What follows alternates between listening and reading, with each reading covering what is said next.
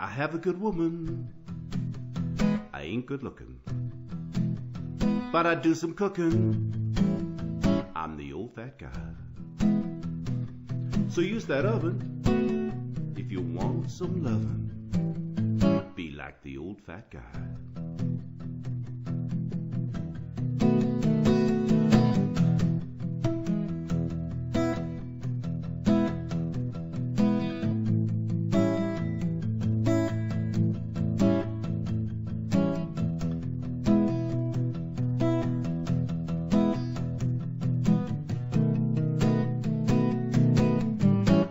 Be like the old fat guy.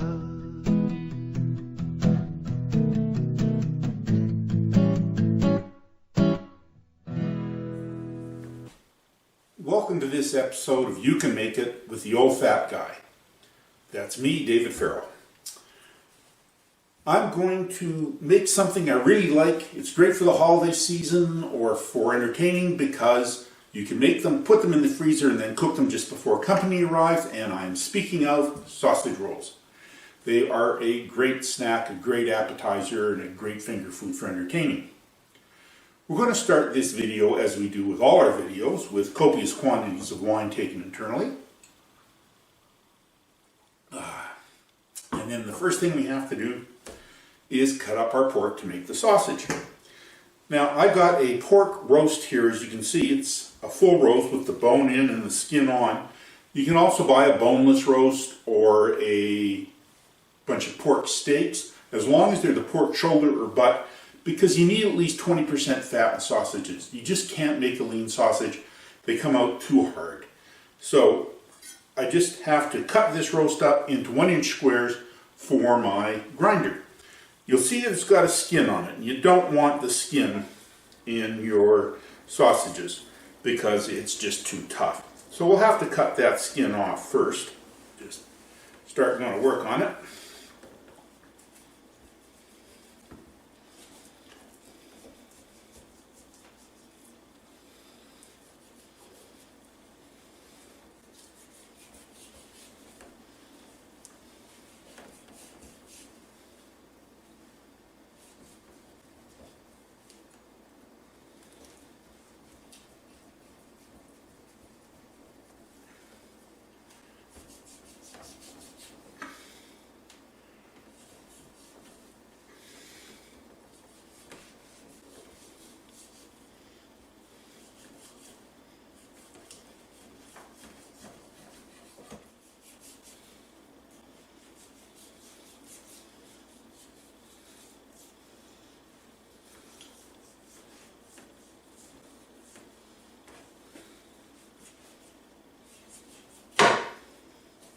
There we go. I've got all the skin off of the pork. Now we need to take this big bone out of the center of it. So we'll just cut down to the bone.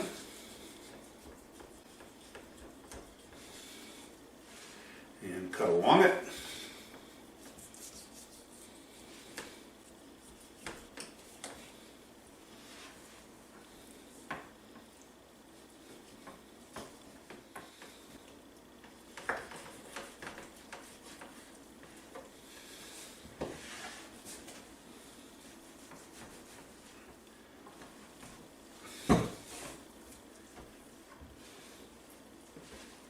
And we'll see there's still a fair amount of meat left on that, so we'll just carve it off.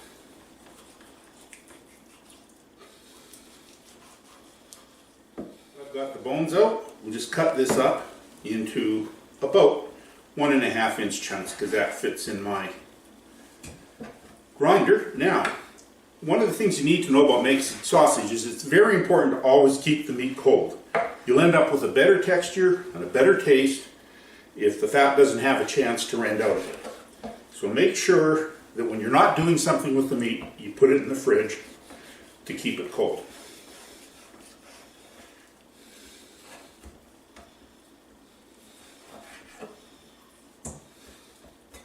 You'll see there's a fair amount of fat lines through this. You need that to make sausage.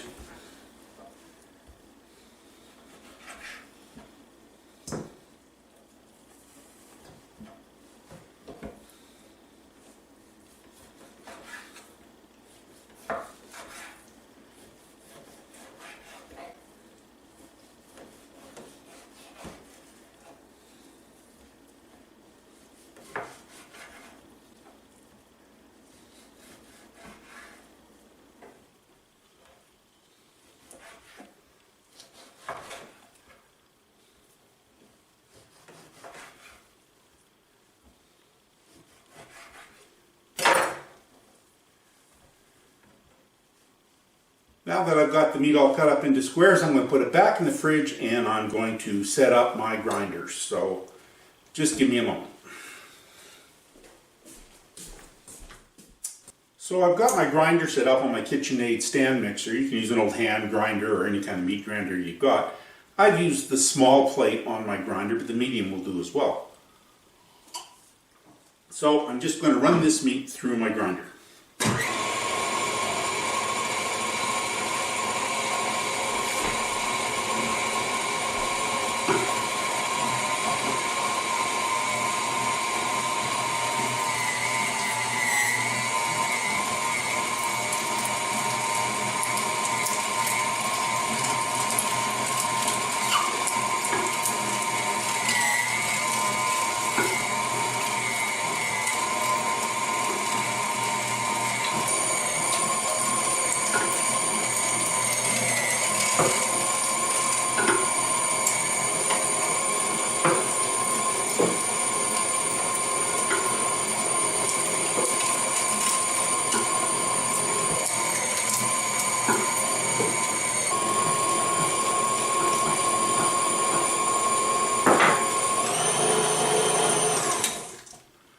Now that I've got the meat all ground up, I'm going to put it out to stay cold, but first I'm going to weigh it to see how much meat I have here. The purpose of weighing it is it'll determine how much seasonings I have to put into the meat. So give me a moment, I'm just going to put the pork back outside after giving it a weigh. I've had my meat chilling while I measured out my spices and cleaned up my grinder. Now, the measures I'm going to give you for the meat are for 1 kilogram or 2.2 pounds of meat. If you have 4 pounds of meat, you'd have to multiply it out. If you have half as much, you'd have to cut it in half. So remember, these measures are for 1 kilogram or 2.2 pounds. I'm also going to tell you that you should use a little scale to weigh them. It's much more accurate, but we don't all have a little scale. So I'll give you the milliliters and teaspoon readings as well. They just won't be as accurate. So for 1 kilogram or 2.2 pounds of ground pork, you would use 8 milliliters of salt, which weighs 12.5 grams or is 1.5 teaspoons. You would use 2.2 grams or 4 milliliters, which is 3/4 teaspoon of pepper. You would use 0.7 grams or 2 milliliters of ground dried sage, which is half a teaspoon. You would use 0.65 grams or 1 milliliter, which is 1/4 teaspoon of ground ginger. You would use 0.5 grams or 2 milliliters or half a teaspoon of dried thyme. And lastly, you will use 0.9 grams or 2 milliliters or half a teaspoon of chipotle, dried ground chipotle peppers. Now I'm going to take all those spices, and for 2.2 pounds or 1 kilogram of meat, you would use 50 milliliters or 1/4 cup of water. And we're just going to put those spices in the water.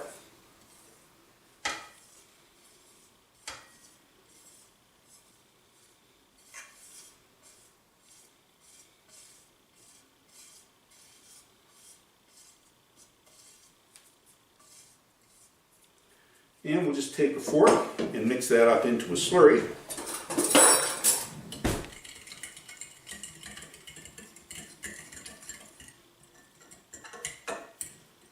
It won't totally mix together, a lot will fall at the top of that, but don't worry about it, you're just trying to make a suspension. And we're going to take our pork back over, and I put it on a tray, and we're going to mush it out, and then just put a bunch of holes in it with our fingers. And we want to put this slurry all over the meat. Make sure you get all those spices in there too.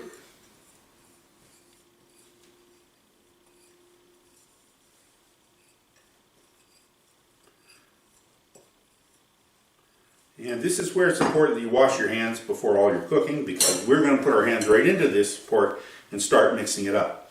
Now the way I like to mix it is to fold half, or a third rather, of the meat over and press it down. And then I rotate it and I move a third of the meat over and press it down. And then I rotate it a quarter, fold a third of the meat over and press it down. And just keep doing that for 5 minutes because you want this really, really well mixed. The bad news is it's going to make a mess of this counter, so try and do it when your wife's not around. Get a chance to get it cleaned up before she sees it.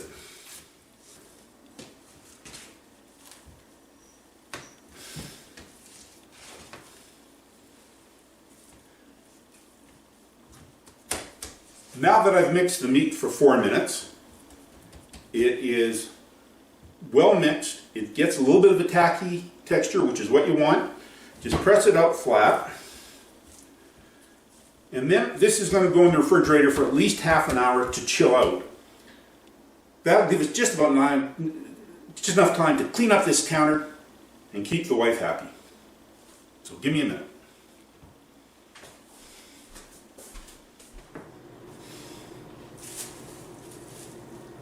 So I've let my meat cool, and I've got some pastry that I've made the day before. You can use homemade pastry, you can use store-bought pastry, you can even use the puff pastry that comes in sheets. They're all good. I like to use homemade pastry because I make a good pastry. So we're going to start off by dusting our work surface nicely with flour, and we're going to put enough dough down to make a 9-inch pie crust, one single 9-inch pie crust. And you can do as many doughs as you want, depending on how much sausage you got and how many sausage rolls you want. But we'll just start with this one that has enough for a 9-inch pie, single 9-inch pie crust. Now the trick is to roll it out to about 1/8 of an inch thick. And you got to keep your roller flour or it'll stick. Just keep rolling it out. You want as much of a rectangle as you can get because we need straight edges for this. Now, we're just going to do a little cheat here because I need straight edges, so we'll cut that piece off, we'll put it on there, and we'll roll it in.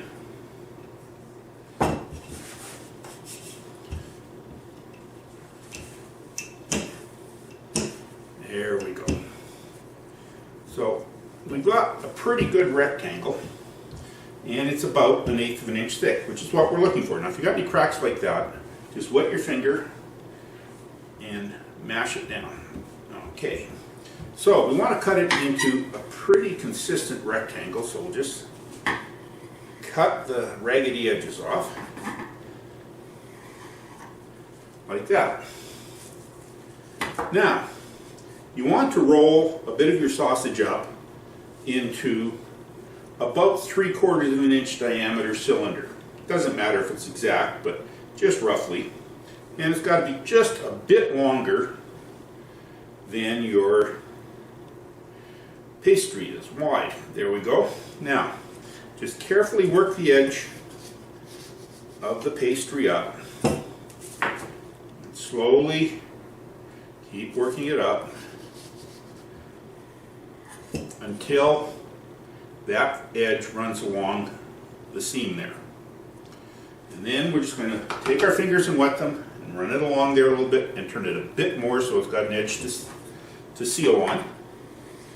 Just going to cut it off and move it over here. Now, you want to cut these in whatever length you like. I like about 1 inch for appetizers. So we'll just cut them about 1 inch.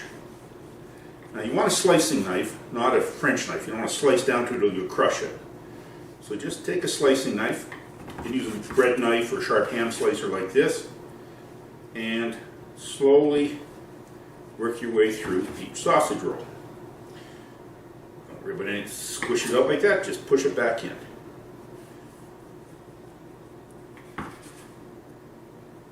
And I'll continue to do that until I've used up my sausage and pastry. If you have any sausage left over, form it into patties. It is a wonderful breakfast sausage. I rolled out the pastry and rolled up the sausage in the pastry for my sausage rolls. Now one last thing is I've mixed 1 egg with 25 milliliters or 2 tablespoons of water, and I want to brush that over the top of all of my sausage rolls. That just makes it go nice and shiny brown when you bake them.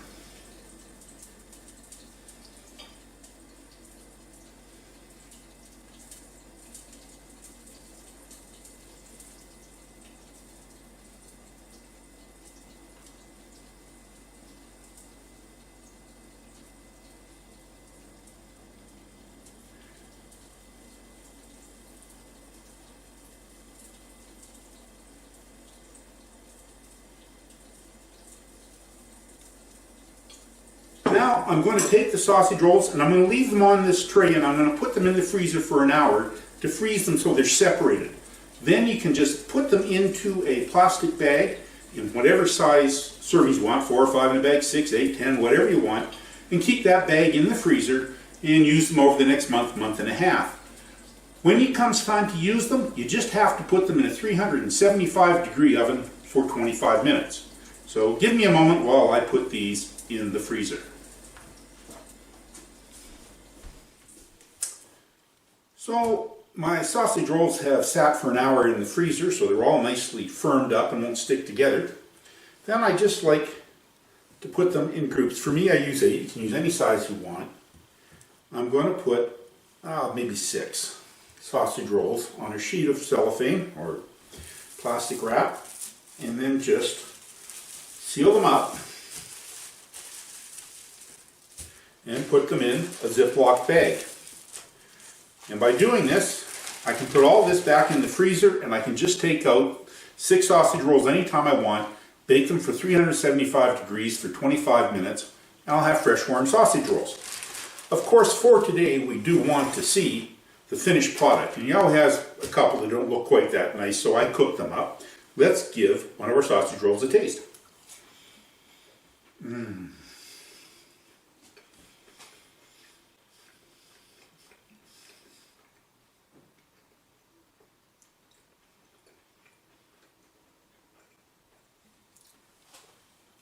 That sausage has just a nice touch of spice. The sausage roll itself is just nice crispy pastry with good flakes.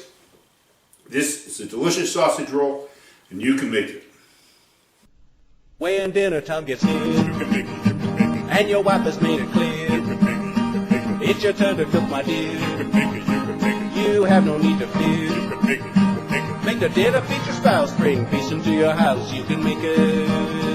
If you're lucky, she will say, and life will be okay. Life will be okay. You can make it.